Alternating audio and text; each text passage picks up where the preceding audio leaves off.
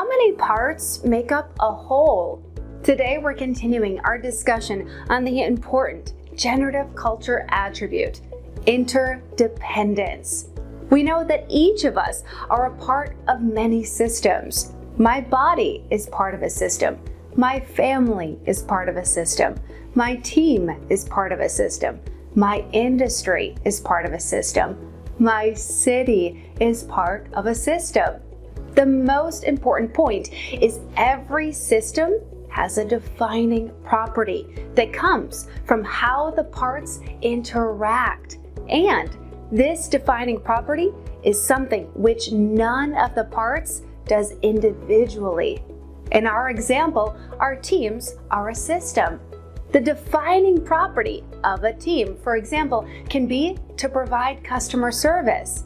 Notice, the team's ability to provide customer service is dependent on how the parts work together.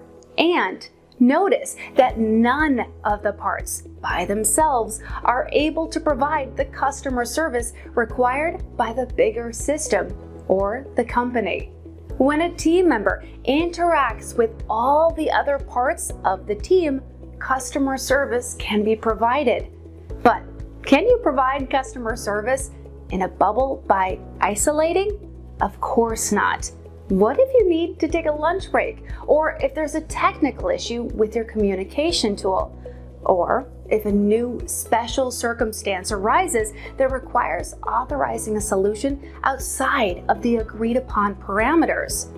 But because our brains naturally work towards taking the process apart to improve each part, it can lead these workers to value their part of the process over every other part, even though the team member alone cannot provide all the aspects that go into customer service.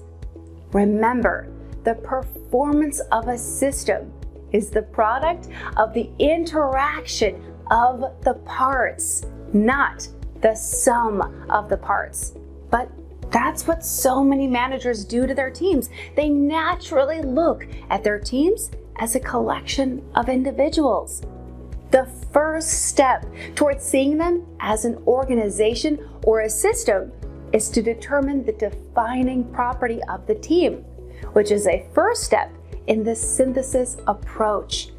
Generative leaders know that in order to reach the creative and innovative levels that will truly differentiate their organizations, they must see their team members as a system, and that the individual parts make up a whole, and each individual part does not act independently.